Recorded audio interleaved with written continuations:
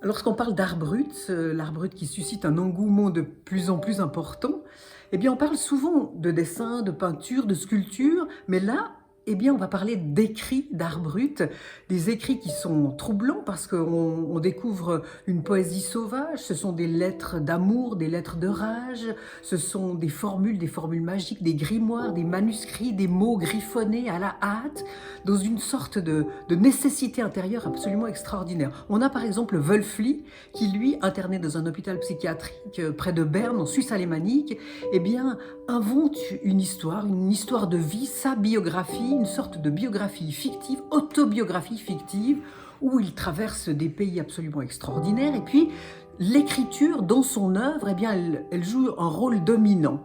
L'écriture est toujours liée au dessin et à la musique. Donc Wölfli est un écrivain avant tout, mais aussi un dessinateur, aussi un compositeur de musique et un musicien. Et puis Wölfli, lorsqu'il écrit, eh bien, il prend toutes les libertés. Parfois il double une lettre, parfois il la triple, il la quadruple, parfois il écrit des jurons, parfois il écrit des mots en patois, parfois des néologismes, des contrepétries. Ce récit, qui est à la fois une autobiographie, mais qui est à la fois aussi de la poésie, de la prose, eh bien, nous bouscule parce qu'il ne suit pas les règles habituelles, les conventions.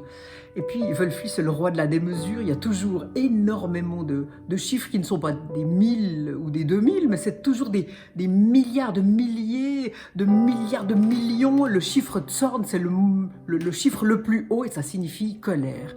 Et puis, il y a aussi, tout à l'inverse, une femme qui s'appelle Constance Schwarzlin-Berbera, qui, elle, est une femme internée aussi dans un hôpital psychiatrique, mais elle est de langue maternelle française. Elle se retrouve en milieu allemand. Donc c'est un exil conjugal, filial, un exil géographique, social, mais aussi linguistique.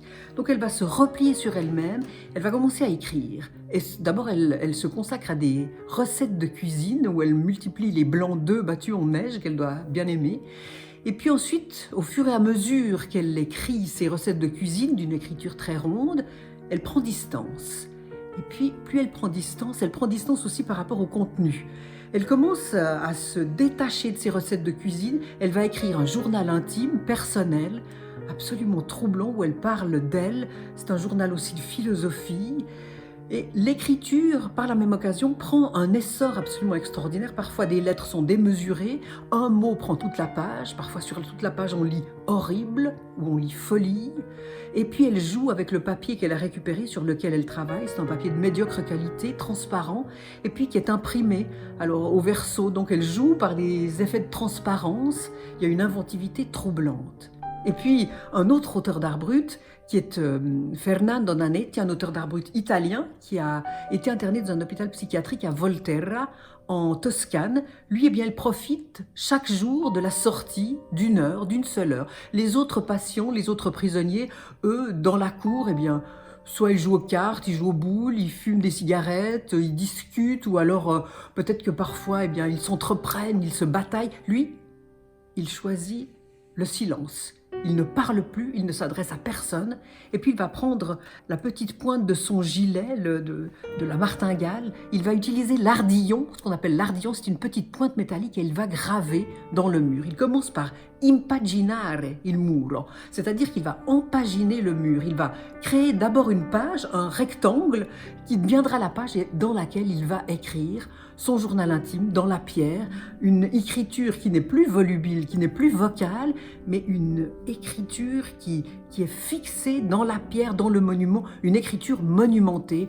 Et ce sont des écritures où d'abord on a l'impression que c'est hiéroglyphique, qu'on ne va rien comprendre, parce qu'il invente une écriture qui est difficile d'accès pour que les autres ne comprennent pas son journal intime. Il les tient à distance, et puis il est connecté, dit-il. Il invente une écriture pour raconter ce qui lui est transmis par voie céleste, par voie cosmique, par voie souterraine.